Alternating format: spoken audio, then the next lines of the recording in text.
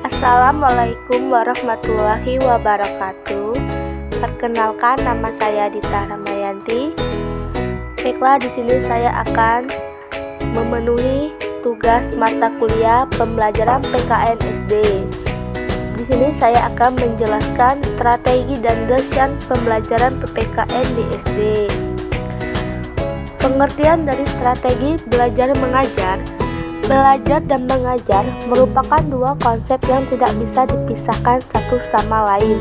Istilah belajar sudah terlalu akrab dengan kehidupan kita sehari-hari. Belajar adalah suatu aktivitas atau suatu proses untuk memperoleh pengetahuan, meningkatkan keterampilan, memperbaiki perilaku, sikap, dan mengokohkan kepribadian. Di dalam sejarah dunia pendidikan, guru merupakan sosok figur teladan bagi siswa-siswanya yang harus memiliki strategi dan teknik-teknik dalam mengajar. Kegiatan belajar mengajar sebagai sistem instruksional merupakan interaksi antara siswa dengan komponen-komponen lainnya, dan guru sebagai pengelola kegiatan pembelajaran agar lebih aktif dan efektif secara optimal. Mengidentifikasi strategi pembelajaran PPKN di SD. Sejak zaman dulu, strategi mengajar PPKN dikenal hanya ceramah dan berisi indoktrinasi saja.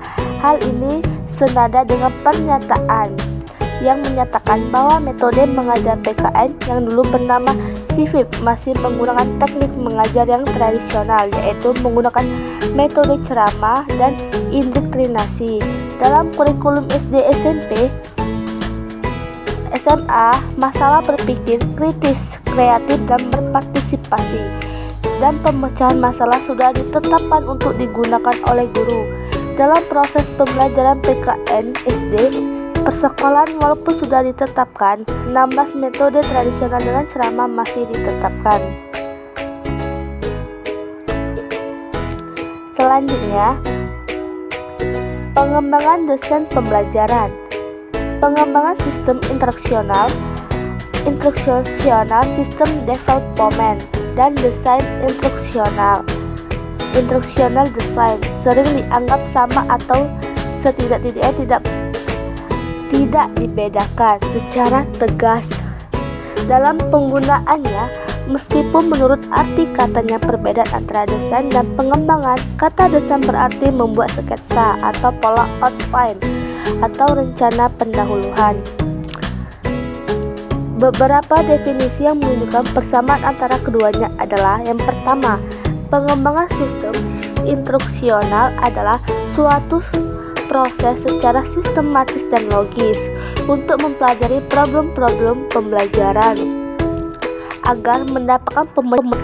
Yang kedua, sistem instruksional adalah semua materi pelajaran dan metode yang telah diuji dalam praktek yang dipersiapkan untuk mencapai tujuan dan keadaan senyatanya. Yang ketiga, desain sistem instruksional ialah pendekatan secara sistematis dalam perencanaan dan pengembangan sarana serta alat untuk mencapai kebutuhan dan tujuan instruksional. Yang keempat, pengembangan sistem instruksional adalah suatu proses menentukan dan menciptakan situasi dan kondisi tertentu yang menyebabkan siswa dapat berinteraksi sedemikian rupa sehingga terjadi perubahan dan tingkah lakunya. Yang kelima, desain pembelajaran adalah disiplin yang berhubungan dengan pemahaman dan perbaikan satu aspek dalam pendidikan, yaitu proses pembelajaran. Hubungan antara desain pembelajaran dengan pendidikan. Secara umum, bidang pendidikan terdiri dari kurikulum, konseling, administrasi, evaluasi, dan pembelajaran. Nampaknya terdapat overlap antara kurikulum dan pembelajaran, namun kita dapat membedakan keduanya. Kurikulum terutama berkenaan dengan apa yang akan diajarkan, sementara pembelajaran adalah bagaimana cara mengajarkannya. Baiklah, bidang pembelajaran terdiri dari 5 kegiatan pokok. Yang pertama, desain. Yang kedua, pengembangan. Ketiga, pemanfaatan. Yang keempat, pengelolaan. Dan terakhir, evaluasi. Masing-masing kegiatan dilakukan oleh orang yang kompeten dalam bidang pembelajaran.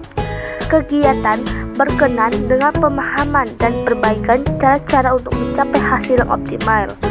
Desain pembelajaran berhubungan dengan pemahaman perbaikan dan penerapan. Metode-metode pembelajaran.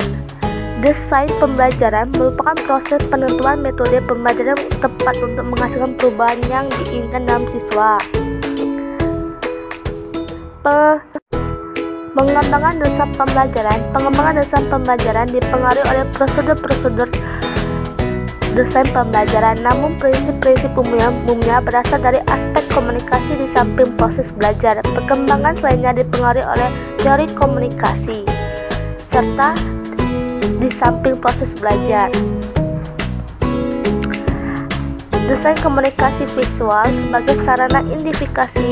Yang kedua, desain visual sebagai sarana informasi dan instruksi. Baiklah, itu saja yang mungkin dapat saya sampaikan. Saya akhiri. Wassalamualaikum warahmatullahi wabarakatuh.